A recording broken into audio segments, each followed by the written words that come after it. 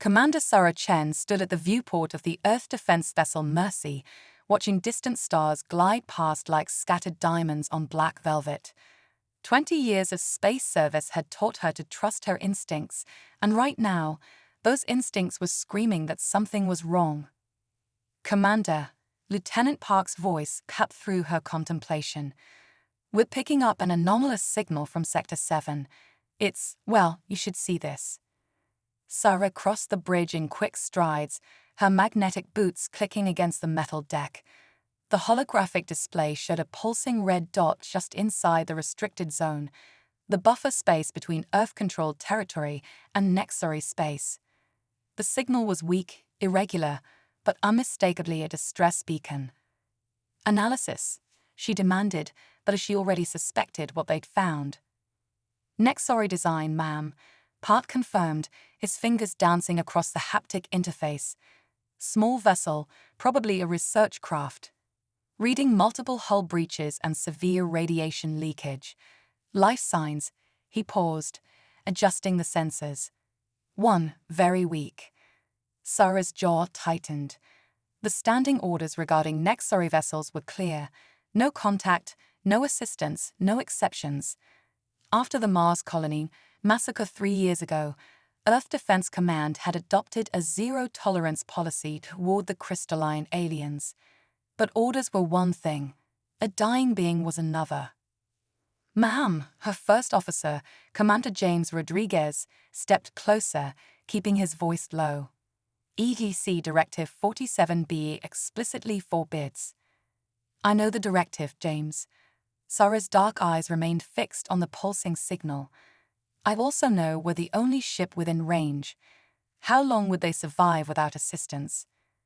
Park consulted his readings. "At current radiation levels, 20 minutes maximum. And our nearest patrol, 40 minutes out minimum." Sarah straightened, decision made. Plot an intercept course. Sound medical alert and prepare emergency protocols for radiation exposure. "And James," she turned to her first officer, "log my override of Directive 47B. This one's on me." The Mercy's engines hummed to life as they changed course. Sarah knew she was risking her career, possibly even court-martial, but she'd learned long ago that being able to live with herself was worth any price. As they drew closer, the ship's sensors revealed the full extent of the damage. The Nexari vessel was barely holding together, its crystalline hull structure fractured in multiple places. This wasn't battle damage. The pattern suggested a catastrophic system failure. "Launch rescue shuttle," Sarah ordered. "I'll lead the team myself." "Commander," Rodriguez protested, "protocol states." "Protocol would have us watch them die." Sarah cut him off. "Prepare the shuttle, and have Dr. Zhang ready Quarantine Bay 3. We don't know what we're dealing with." Minutes later, Sarah stood in the shuttle's airlock, checking the seals on her radiation suit. The rescue team, corpsman Kelly Davies and engineer Marcus Wong, waited behind her, their expressions hidden behind mirrored faceplates. The shuttle glided toward the stricken vessel, and Sarah got her first direct look at their rescue target. Nexari ships were beautiful in their alienness, all geometric patterns and translucent surfaces that seemed to glow from within. But this one's beauty was marred by sprawling fractures that spider webbed across its hull. Reading atmosphere venting from multiple breaches, Wong reported, structures barely holding together. "Life sign?" Sarah asked. "Still there, but getting weaker. Central chamber." They found a stable docking point and cut their way in. The Nexari ship's interior was a maze of crystalline corridors, some partially collapsed. Emergency lighting cast everything in a pale blue glow that made navigation even more disorienting. They found the survivor in what appeared to be a research lab. Sarah stopped short at the threshold, momentarily stunned. The Nexari was different from any she'd seen before. Instead of the typical sharp-edged crystalline form, this one's surface was smoother, almost fluid, with patterns of light pulsing weakly beneath the translucent exterior. Young, Sarah realized. They were looking at a juvenile. Davies rushed forward with a portable stasis field generator. "Commander, radiation levels are critical. We need to move now." The young Nexary's surface flickered with patterns of light, their species' form of speech, but too weak to register on their translators. Sarah stepped forward, watching the alien's crystalline form dim dangerously. "We're here to help," she said, knowing her words wouldn't be understood, but hoping her tone would convey their meaning. "You're safe now." As they carefully transferred the Nexari into the stasis field, Sarah noticed something odd about the lab. The equipment, the data crystals scattered across the workstation. This wasn't a standard research vessel. The patterns were wrong, the configuration unlike anything in Earth defense records. A warning klaxon blared through their suit's comm system. "Commander," Wong's voice was urgent, hull integrity failing. "We've got maybe 2 minutes before total collapse." Sarah grabbed a handful of data crystals, securing them in her suit's sampling pouch. "Move out, now." They barely made it back to the shuttle. As they disengaged, the Nexari vessel's structure finally gave way, fragments of crystalline hull spinning off into space like a shower of broken glass. Back aboard the Mercy, Sarah watched through Quarantine Bay 3's observation window as Dr. Zhang worked to stabilize their unexpected guest. The young Nexary's surface was beginning to regain some of its luster, patterns of light moving more steadily beneath the translucent exterior. "What have we gotten ourselves into?" Rodriguez asked quietly, standing beside her. Sarah touched the data crystals in her pocket. "I don't know, James, but whatever it is, I have a feeling we're already past the point of no return." As if in answer, a new alert sounded from the bridge. "Commander." Park's voice was tense. "Multiple Nexari warships just entered sensor range. They're heading straight for us." Sarah looked at their unconscious guest, then back at the stars visible through the observation bay's viewport. She'd made her choice the moment she decided to answer that distress call. Now they all have to live with the consequences. "Battle stations," she ordered, "and get me a secure channel to Earth Defense Command. I think it's time we had a very interesting conversation about what exactly we found out here in the dark." The Quarantine Bay's sterilization field hummed as Sarah watched Dr. Zhang examine their crystalline patient. The young Nexary's surface had stabilized, patterns of light flowing more steadily beneath the translucent exterior, but something about those patterns seemed off, different from the rigid, geometric formations typical of their species. "Commander," Zhang's voice crackled through the intercom, "you need to see this." Sarah entered through the decontamination chamber, her biosuit crinkling with each step. Up close, the differences were even more apparent. The Nexary's crystalline structure was more fluid, almost organic in its formations. "She's a hybrid," Zhang said quietly, checking his readings. "Someone's been experimenting with Nexari crystalline structures, introducing organic elements. I've never seen anything like it." Before Sarah could respond, Lieutenant Park's voice cut through the ship's comm system. "Commander, Earth Defense Command is demanding an immediate response. Admiral Wallace himself." Sarah's jaw tightened. "Put him through to my secure terminal here." She moved to the base communications station, squaring her shoulders as Admiral Wallace's stern face appeared on the screen. "Commander Chen," his voice was arctic. "Would you care to explain why you violated every protocol regarding Nexari contact, and why I'm now dealing with diplomatic threats from their high command?" "Sir, we responded to a distress signal. The victim would have died." "The victim," Wallace cut in, "is the daughter of Chief Scientist Peril, architect of the Mars colony massacre. The Nexari are demanding her immediate return." Sarah felt her blood run cold. She glanced at their patient, seeing her in a new light. "Sir, there's more to this. We found evidence of genetic experimentation, and the ship's configuration is none of our concern," Wallace snapped. "You will proceed immediately to the neutral zone and transfer the prisoner." "Patient," Sarah corrected firmly. "Transfer the Nexari," Wallace continued through gritted teeth, "to their custody. That's a direct order, Commander. The screen went dark. Sarah stood there for a moment, her mind racing. Something wasn't adding up. Why would a chief scientist's daughter be alone in a failing research vessel? And these experiments? A soft chiming sound drew her attention.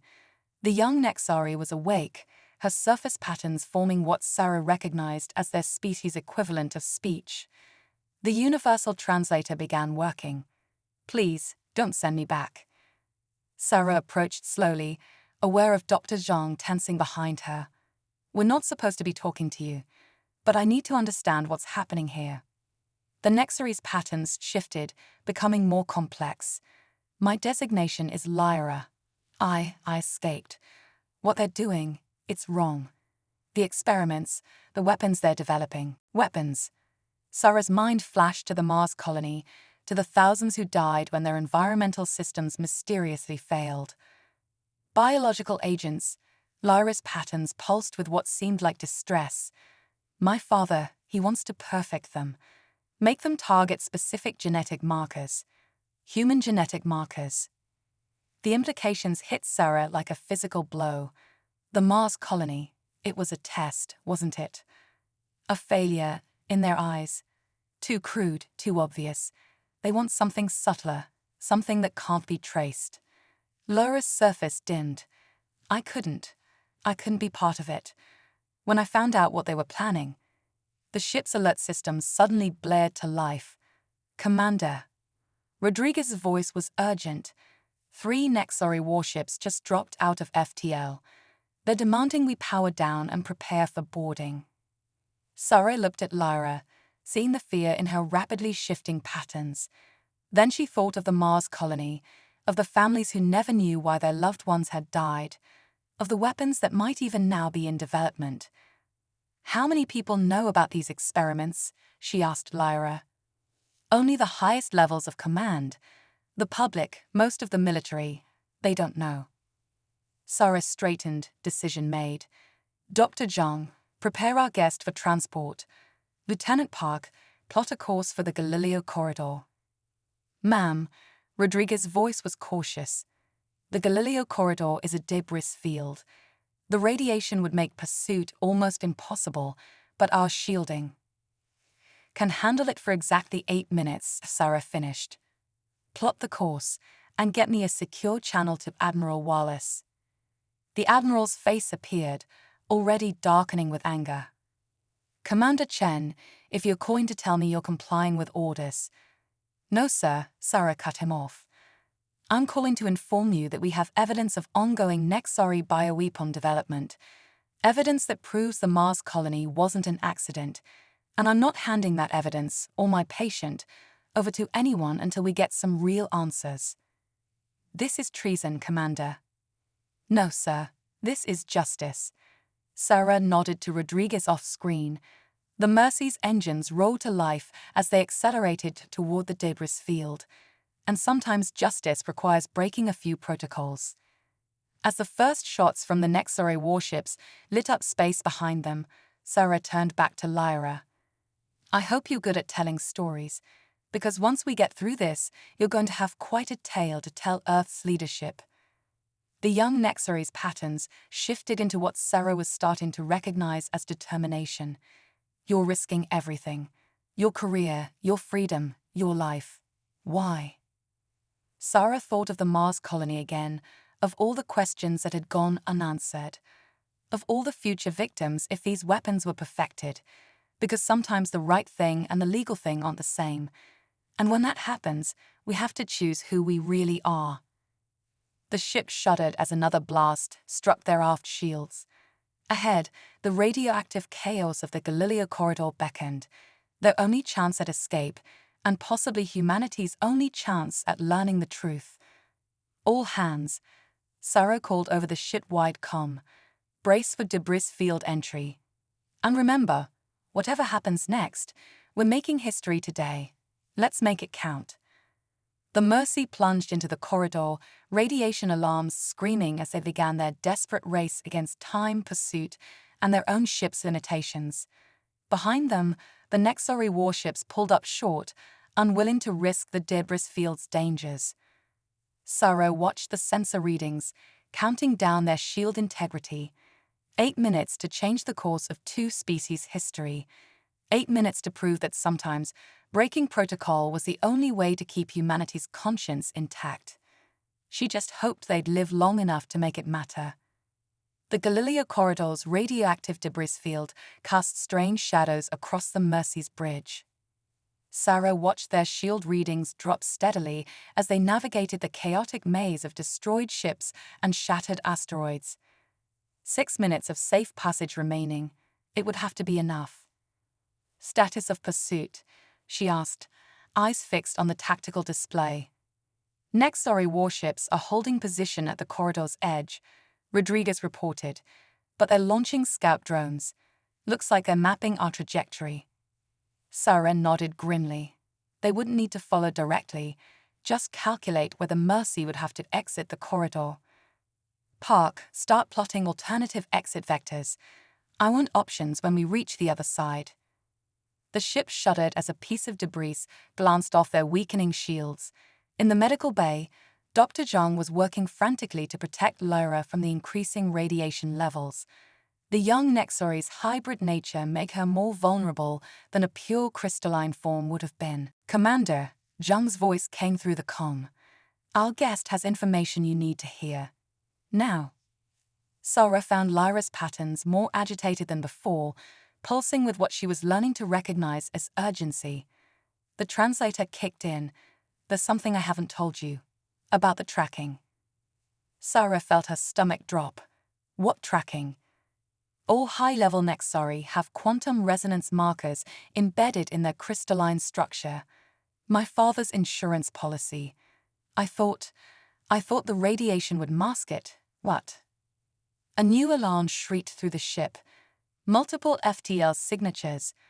Park's voice was tight with tension. They're jumping ahead of us, Commander. They knew exactly where we'd exit. Sarah's mind raced. They couldn't stay in the corridor much longer. Their shields would fail. But they couldn't exit where they'd planned. How did they calculate our exit points so precisely? Lyra's patterns dimmed with shame. Because someone on your ship has been helping them. Someone's been broadcasting our position since you rescued me. The revelation hit the bridge crew like a physical blow. Sarah saw Rodriguez and Park exchange shocked glances. A traitor. Someone who had access to their systems, their plans. Lock down all communications, Sarah ordered. Every channel except emergency broadcasts, and get me a complete log of all transmissions since we picked up that distress signal. Belay that order. Sarah spun to find Lieutenant Commander Hayes, her chief of security, standing in the bridge doorway. His pistol was aimed steadily at her chest. I really wish you'd just handed her over, Commander, Hayes said quietly. Would have been cleaner that way. Sarah kept her voice level, mind working furiously. How long have you been working for them? Since Mars. Hayes' expression hardened. Since I watched my family die in that colony. The Nexori approached me after, showed me the truth. It wasn't an experiment gone wrong. It was a message. Cooperate or worse would follow. And you believed them. Sarah's disgust was evident. They killed your family and you helped them. I helped prevent a war, Hayes shot back.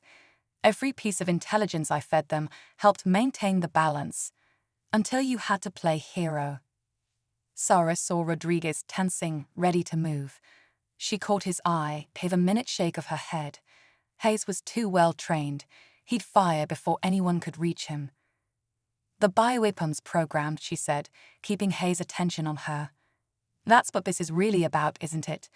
Not preventing war, preparing for one. Hayes' smile was cold. Sometimes the only way to prevent a fight is to prove you can win it decisively. Now, you're going to order the helm to take us out of this corridor at the coordinates I provide. Commander, Park called out, his voice strange. Our shields, they're stabilizing. Power levels are, this isn't possible. Sarah turned to the readouts and felt her breath catch. The radiation warnings were falling silent one by one. Their shield strength was actually increasing. In the medical bay, Lyra's patterns had become something entirely new, complex, geometric forms that pulsed with incredible energy. The translator struggled to keep up. My father's experiments, he didn't just make me hybrid. He made me something new, something that could manipulate quantum fields. The ship's lights flickered as energy coursed through its systems. Hayes fired, but his shot dissipated harmlessly against a shimmering barrier of crystalline energy that had materialized around Sarah. I tried to tell them it was wrong. Lyra's voice was thick with emotion. The experiments, the weapons. But they wouldn't listen. They just saw what I could do as another weapon to add to their arsenal. The barrier expanded, encasing Hayes in a crystalline prison before we could fire again. Around the ship, similar fields of energy were forming, creating new shield patterns unlike anything in human or Nexari design. "Park," Sarah ordered, recovering quickly. "Plot us a new course. Random vector, maximum speed, once we clear the corridor. Hayes' friends won't be able to predict what they can't understand." As the Mercy changed course, its hull now glowing with crystalline energy patterns, Sarah returned to the medical bay. She found Lyra exhausted but stable, her surface patterns slower but still coherent. "That was impressive," Sarah said softly. "And now I understand why your father wants you back so badly. You're not just a runaway, you're proof that his experiments worked, just not the way he intended." "I can help protect your ship," Lyra replied. "But they won't stop coming. My father, the military, they'll never stop trying to recover what they see as their property." Sarah smiled grimly. "Let them try. Because now we have proof not just of their weapons program, but of their infiltration of Earth defense. Hayes isn't the only traitor, there have to be others. And when we expose this, it could mean war." Lyra's patterns showed concern. "Maybe," Sarah agreed. "Or maybe it means both our peoples finally have to face the truth about what's being done in their names. Sometimes the only way to prevent a greater conflict is to bring the hidden ones into the light." The Mercy burst from the Galileo corridor in a blaze of crystalline energy, its hybrid shields confounding the waiting Nexari vessels' targeting systems. As they jumped to FTL, Sarah watched the stars stretch into lines of light and knew there would be no going back. They had crossed too many lines, broken too many protocols. But standing there, watching Lyra's patterns pulse in harmony with her ship's systems, Sarah felt something she hadn't expected: hope. Because sometimes the greatest changes, the most important victories, came not from following orders or maintaining the status quo, but from having the courage to trust across the boundaries others had drawn. They were fugitives now, hunted by two civilizations, but they carried with them the seeds of something new, proof that humans and Nexari could be more together than they ever were apart, if they could just stay alive long enough to make others see it too. "Tell me everything." Sarah sat across from Lyra in the secured conference room, Hayes' crystalline prison visible through the observation window behind them. The young Nexari's patterns had settled into a steady rhythm, though Sarah could still detect undertones of exhaustion from her earlier display of power. "The experiments began before I was." Lyra's patterns shifted, searching for the right word. "Before I was engineered. My father believed pure Nexari crystalline structures were too rigid, too limited. He wanted to create something more adaptable. And he used his own daughter as a test subject." The disgust in Sarah's voice was evident. "I wasn't his daughter then. I was created, grown in his laboratories, the first successful hybrid of crystalline and organic structures." Lyra's patterns dimmed. "The others, they didn't survive the process." Dr. Zhang, who had insisted on monitoring Lyra's condition during the interrogation, looked up from his readings. "The biological integration is remarkable. Your cellular structure actually shifts between crystalline and organic states." "That's what made the quantum manipulation possible," Lyra confirmed. "Pure crystalline forms can't adapt quickly enough to control quantum fields. But organic matter, it can flow, change, respond. When they realized what I could do." She trailed off, her patterns showing distress. Sarah leaned forward. That's when they started the weapons program. They already had the weapons program, but my abilities, they opened new possibilities. Ways to deliver bioweapons through quantum fields, bypass any shielding or containment. The Mars colony. Lyra's patterns became jagged with grief. It was just the first test. Before Sarah could respond, Rodriguez's voice came through the comm. "Commander, you need to see this. We've decoded more of the data crystals you recovered." The holographic display sprang to life, filling the conference room with streams of data. Sarah's blood ran cold as she processed what she was seeing. The Mars colony hadn't just been a test. It had been a proving ground for dozens of different weapon variants. And the casualty reports, they'd been carefully monitoring which strains were most effective against different genetic profiles. "There's more," Rodriguez continued grimly. "We found communications between Hayes and his contacts. The infiltration goes deeper than we thought. There are sleeper agents throughout Earth Defense Command." "Not just Earth Defense," Lyra added. "My father has agents in every major human institution. Scientists, politicians, military leaders. They've been preparing for years." Sarah studied the data, her tactical mind putting the pieces together. "They're not just developing weapons. This is groundwork for a full invasion. The agents, the weapons testing, the genetic targeting. They're preparing to take Earth apart from the inside out. And my abilities would have made it possible." Lyra's patterns showed a complex mix of shame and determination. "That's why I have to escape. Why I have to stop them." The ship's sensors suddenly blared a warning. Multiple ships dropping out of FTL. Park's voice was tense. Nexary signatures and Earth defense vessels. Sarah rushed to the bridge, Lyra close behind. The tactical display showed they were surrounded. Nexary warships to port, Earth defense cruisers to starboard. Admiral Wallace's face appeared on the main screen. "Commander Chen," his voice was cold. "Power down your shields and prepare to be boarded. This little rebellion of yours is over." Sarah noticed something odd about his transmission, subtle distortions in the quantum band. She glanced at Lyra, who nodded slightly. The young Nexari could sense it too. "Admiral," Sarah replied carefully, "before I do anything, I'd like you to explain something. The quantum resonance pattern in your transmission, it's remarkably similar to Nexari communications." Wallace's expression didn't change, but Sarah saw the subtle tensing of his jaw. "You're stalling, Commander, and I'm out of patience." "No," Sarah's voice hardened. "I'm finally understanding. You're one of them, aren't you? Not just a collaborator like Hayes. They actually converted you." The Admiral's image flickered, his human appearance momentarily dissolving to reveal crystalline structures beneath. "You understand nothing. The integration is voluntary. Evolution. The next step for both our species. Integration." Sarah's disgust was evident. "You're letting them rewrite your genetic code, turn you into hybrid weapons, and then helping them test bioweapons on innocent civilians. Sacrifices are necessary for progress." Wallace's human appearance stabilized, but now that Sarah knew what to look for, she could see the unnatural stillness in his features. "The pure forms of both our species are obsolete. What Lyra represents, what I represent, is the future."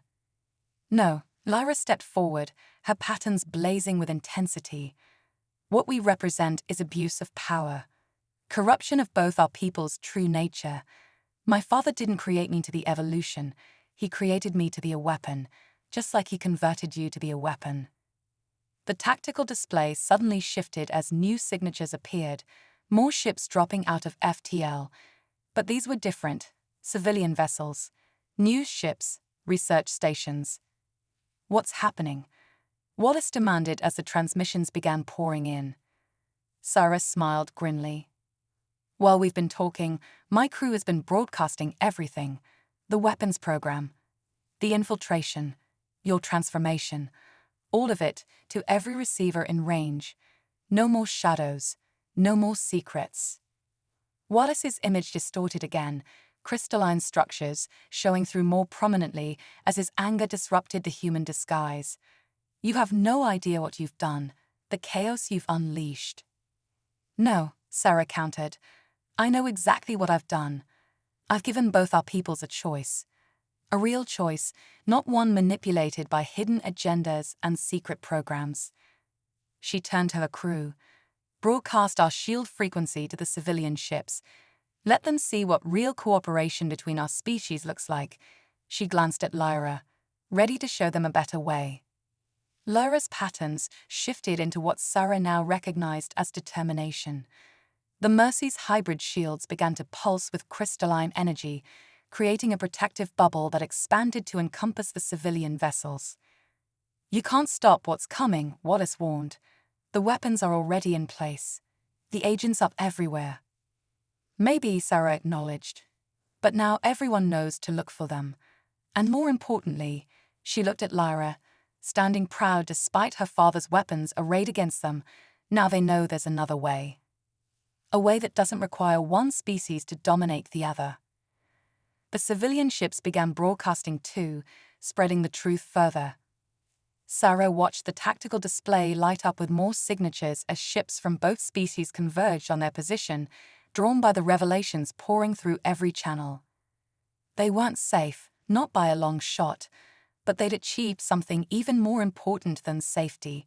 They'd achieved truth, and sometimes truth was the most powerful weapon of all. "Your orders, Commander?" Rodriguez asked quietly. Sarah straightened, her decision made. "Set course for Earth. It's time we had a very public conversation about the future of both our species." As the Mercy moved forward, its hybrid shields glowing with possibility, Sarah realized they'd started something that couldn't be stopped. Change was coming, ready or not. The only question was, what would their peoples choose to become? The journey to Earth became a race against time. Sarah watched from the Mercy's bridge as their makeshift fleet of civilian and military vessels from both species grew. Every hour brought new ships, drawn by the broadcasts that continued to expose decades of corruption and conspiracy. "Status of pursuit?" she asked, though she could see the answer on the tactical display. "Wallace's forces are holding position," Rodriguez reported, "but they're gathering reinforcements, a lot of them." Lyra stood at the sensor station, her patterns reflecting off the crystalline modifications she'd made to the ship's systems. "More converts," she said quietly. "I can sense their quantum signatures. My father's work has spread further than I feared." Sarah studied the tactical display grimly. The hybrid forces gathering behind them were formidable, Earth defense ships and Nextory vessels, all crewed by personnel who'd undergone the conversion process. But it was the signatures approaching Earth that worried her most. "They're not trying to stop us," she realized aloud. "They're herding us. The weapons are already in place," Lyra confirmed, her patterns shifting anxiously. "Earth's defense grid, its major population centers, they've had years to position their agents. When we arrive, they'll use the chaos to trigger their weapons," Sarah finished. "The panic from our revelations becomes their cover for a full-scale attack." Dr. Zhang rushed onto the bridge, his tablet displaying urgent data. "Commander, I've finished analyzing the weapon specifications from the data crystals. It's worse than we thought. The bioweapons don't just target specific genetic markers, they can rewrite them." "Convert survivors," Sarah understood with growing horror. "Turn the victims into more hybrids under their control." A forced evolution, Lyra's patterns showed revulsion. "Everything I can do, everything I am, weaponized against both our species." Sarah's mind raced through options, each seeming worse than the last. They couldn't turn back, the hybrid fleet would overwhelm them. But continuing towards Earth meant playing into their enemy's hands. "Commander," Park called out suddenly. "New transmission. It's coming from Earth Defense Command, but on a quantum frequency I've never seen before." The message resolved into a holographic figure, an older woman with close-cropped grey hair and admiral's insignia. But unlike Wallace's carefully maintained human appearance, This woman's form flickered openly between human and crystalline states. "Commander Chen," the figure said, "I am Admiral Helena Martinez, or what's left of her, and I can help you save Earth." Sarah tensed. "Another convert? Why should we trust you?" "Because unlike Wallace and his followers, I remember what the conversion really feels like." Martinez's form stabilized briefly into full human appearance, her eyes haunted. "The pain, the loss of self, the way they twist your thoughts until their logic seems rational. I've spent years fighting it, maintaining enough of my humanity to work against them from the inside." "She's telling the truth," Lyra interjected, her patterns showing recognition. "Her quantum signature, it's different from the others. More balanced, like mine." Martinez nodded. "There are more like me. Others who've resisted the complete conversion. We've been gathering evidence, preparing for a chance to expose them, but we need your help." "Why now?" Sarah demanded. "Because of her." Martinez gestured to Lyra. "You've proven there's another way. Integration without domination. Cooperation without conversion. But we have to act fast. Wallace and your father," she addressed Lyra directly, "they're accelerating their plans. The weapons are armed. The agents are in position. They're just waiting for the right moment." Sarah studied Martinez's shifting form, weighing options. "What exactly are you proposing?" "A surgical strike. My resistance cell has located their primary weapons facility. It's hidden in plain sight, underneath Earth Defense Command itself. That's where they're coordinating everything. The weapons, the converts, all of it. If we can shut it down." "They lose control of their network," Lyra finished, her patterns brightening with hope. "The converted would be freed from central control, able to fight the programming." "It's a trap," Rodriguez said flatly. "It has to be." "Of course it's a trap," Sarah replied, "but it's also our best chance." She turned to Martinez. "How do we get in?" The next hours were a blur of preparation. Martinez provided access codes and security protocols, while Lyra worked to modify the Mercy's hybrid shields to mask their quantum signatures. The civilian ships would continue towards Earth, maintaining the appearance of their original plan, while the Mercy broke away for its true mission. "Remember," Martinez warned as they made their final preparations, "the facility will be heavily guarded by both conventional forces and converts. And Peril himself will be there, overseeing the operation." Sarah looked at Lyra, who had gone still at the mention of her creator. "Are you ready for this?" "No," Lyra admitted, her patterns showing a complex mix of fear and determination. "But it has to be done. We have to show both our peoples there's another way forward." The Mercy slipped away from the fleet under cover of a sensor shadow, its hybrid systems masking their approach to Earth. As they descended through the atmosphere, Sarah felt the weight of history pressing down on them. Everything, the fate of two species, the future of human-Nexori relations, the very nature of evolution itself, would be decided in the next few hours. "Multiple contacts," Park reported tensely as they approached their target. "Defense grid is active, but something's wrong with their targeting systems." "That would be our friends on the inside." Martinez's hologram smiled grimly. "We've been preparing for this longer than you know." They landed in a maintenance bay, the Mercy's hybrid shields absorbing the facility's scans. As Sarah led her strike team through the underground corridors, Lyra's powers keeping them hidden from security systems, she couldn't shake the feeling that it was all too easy. They reached the central chamber and Sarah understood why. Peril was waiting for them, his crystalline form towering over converted guards, and beside him stood Admiral Wallace, his human disguise completely abandoned. "Welcome, Commander Chen." Peril's patterns pulsed with what might have been amusement. "I've been looking forward to meeting the human who helped my greatest creation find her true purpose." Lyra stepped forward, her own patterns blazing with defiance. "You're wrong, Father. You didn't create me to find my purpose. You created me to be a weapon, but I choose to be something else." "Do you really?" Peril asked softly. "Then why did you come exactly where we needed you to be?" The chamber's crystals began to pulse with energy, and Sarah realized too late what they'd walked into. This wasn't just a weapons facility. It was a conversion chamber. And they were already inside. The conversion chamber's crystals pulsed with increasing energy, their resonance making Sarah's teeth ache. Around them, the converted guards moved to seal all exits, their hybrid forms shifting fluidly between human and crystalline states. You see, Lyra, Corell's patterns rippled with satisfaction. You were never meant to be unique. You were meant to be a prototype, the first of a new stage in evolution. And now, thanks to your human friends, we can complete the process on a global scale. The weapons, Sarah realized, her mind racing. They're not just for attacking Earth. This facility is the largest quantum resonance amplifier ever created. Wallace finished, his crystalline form gleaming. When activated, it will use Earth's own defense grid to broadcast the conversion signal worldwide.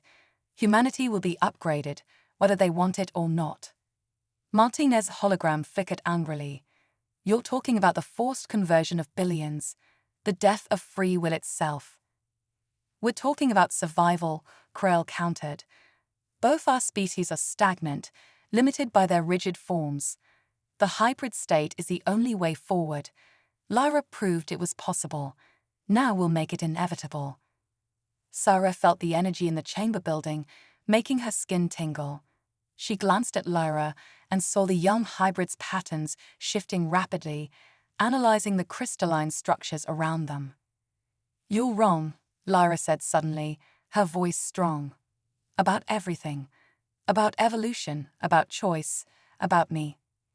She stepped forward, her own hybrid form beginning to glow with internal energy.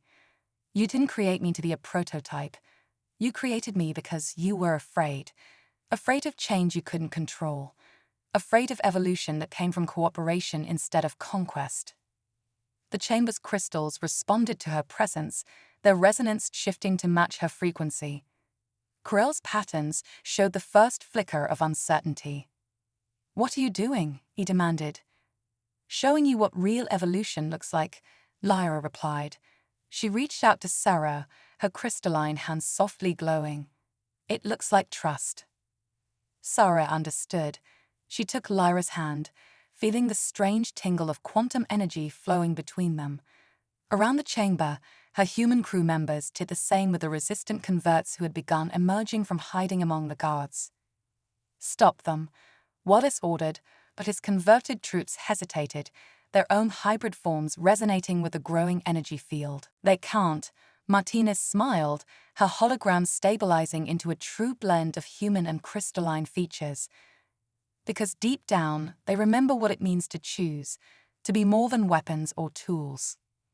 The chamber's energy reached a crescendo as Lyra channeled her power through the facility's own systems. But instead of forcing conversion, she was offering connection, understanding, the chance to experience the true potential of both species working in harmony.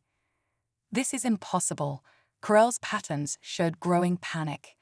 The chamber wasn't designed for this kind of resonance. No, Lyra agreed. It was designed to dominate, but I'm redesigning it, right now. The crystalline structures throughout the facility began to shift, their rigid geometrical patterns flowing into more organic forms. The converted guards lowered their weapons, their own hybrid forms stabilizing into balanced states as Lyra's energy freed them from central control. Wallace made a desperate lunge for the control crystal, but Sarah was faster. Her quantum-enhanced reflexes, temporarily granted by her connection to Lyra, let her intercept him before he could reach it. They crashed to the ground, human determination meeting crystalline strength. Why fight it?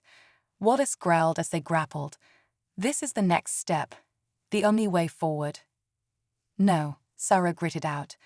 The only way forward is the one we choose freely, together. She slammed her fist into his crystalline form, the quantum energy coursing through her giving the blow enough force to crack his surface. Wallace stumbled back, his form destabilizing as the chamber's transformed energy began to affect him. Father, Lyra called out to Corell, who was backing away from the spreading transformation. It doesn't have to end in violence. Help me show them a better way.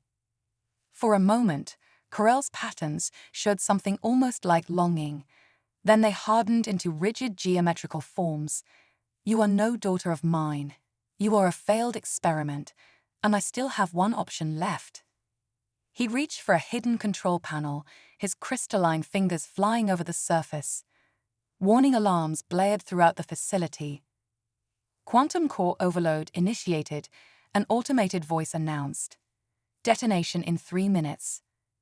If I can't guide evolution, Corel's patterns pulsed with fanatic intensity, I'll let it take its own course. The explosion will trigger random mutations throughout the population. Those who survive will be changed forever. And those who don't? Sarah demanded, still struggling with the weakened Wallace. Will have served their purpose in the great pattern, Corel replied.